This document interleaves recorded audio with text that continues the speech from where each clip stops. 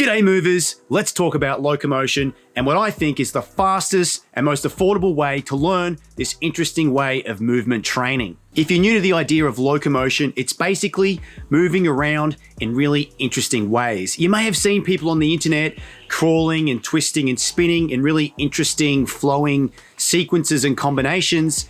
Well, that's a style of training that's become really popular in movement culture, and it's called locomotion.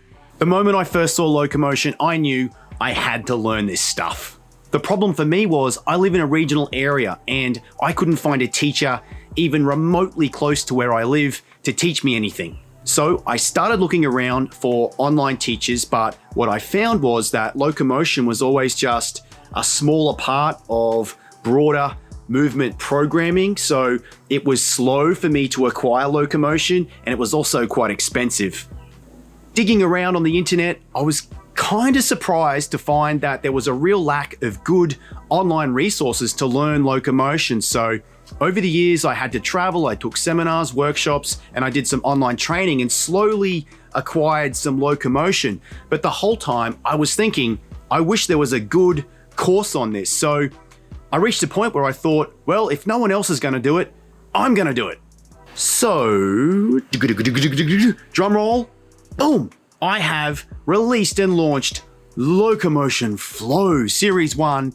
It is an online course to teach people how to do locomotion. And as a reward for sticking around until the end of this video and for supporting me on this channel, I am offering for a limited time only a 20% off discount to sign up to that course. So stick around until the end of this video.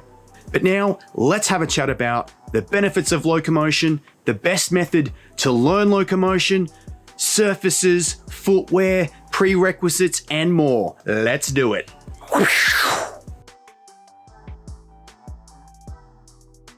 There are so many benefits to learning locomotion.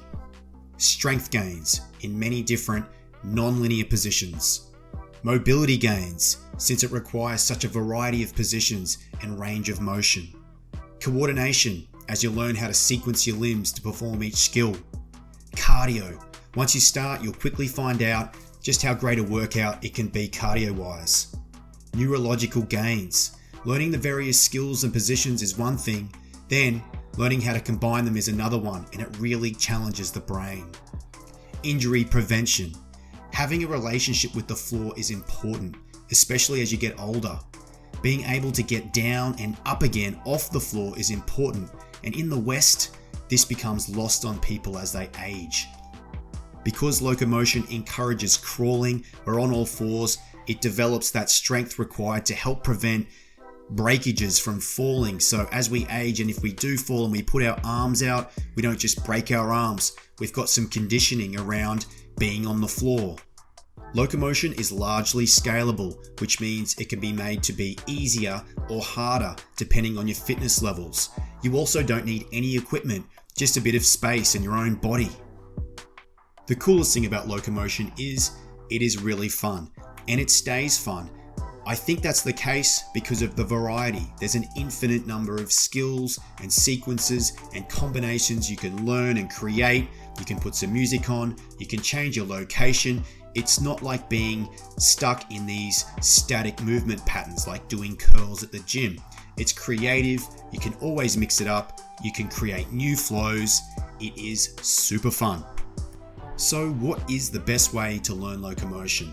Well, everyone learns differently and everyone has different pre-existing strengths and weaknesses. But I think a great way to learn locomotion is to focus on 2 skills per week. Ideally, you practice at least twice a week, and as you go, you learn how to combine each skill you learn together. So in the course I've built, Locomotion Flow, you learn 8 skills over 7 weeks, or you can go slower if you want, you can self-pace it, but the idea is by the end, you know those 8 skills really well, and you can also pick and choose to combine them into any combination or flow or sequence you want. For example, in week 1, you learn the roll A and the rotational L sit. You'll practice each of those skills individually at first. For example, 3 sets of 6 reps in either direction. Then you'll learn how to combine them together. Then in week 2, you'll learn another 2 skills and how to combine them together. In week 3, you'll learn how to combine the previous 4 skills together, so you have a 4-skill combination, which you can do in a set order or in any order you choose. By the end of 7 weeks, you have 8 skills you can do well in isolation and also in combinations. At the end of each session, we put some music on, we put the timer on for 60 seconds, and you'll continuously flow through all the skills you've just learnt or all the skills you know. This is a great way to force the body to connect the skills, and you'll learn how to transition between them. It's also a really good idea to film yourself to see how it's all looking.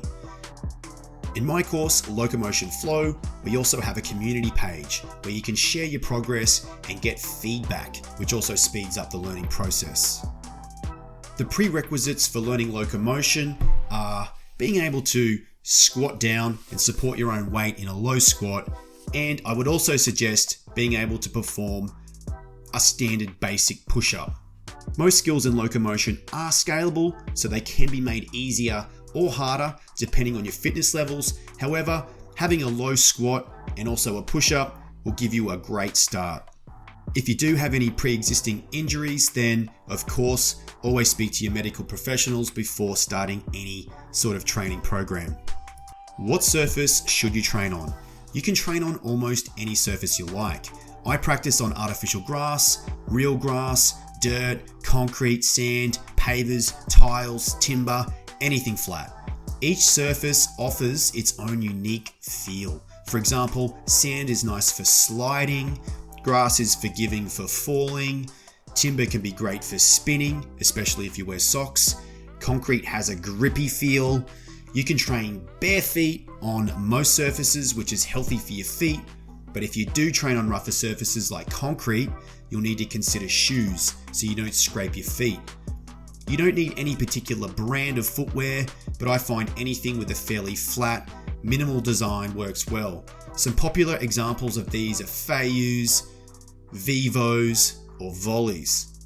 Bear in mind too that wearing shoes will alter the grip on the surface you're training on, so it's always best to start off soft and light to avoid any unnecessary injuries.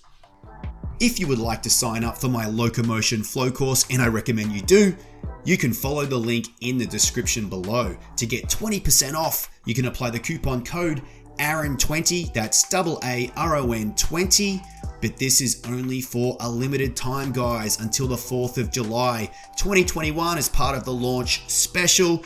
If you're watching after this date, then be sure to subscribe to this channel and sign up to my newsletter on my website to stay tuned for any future sale announcements.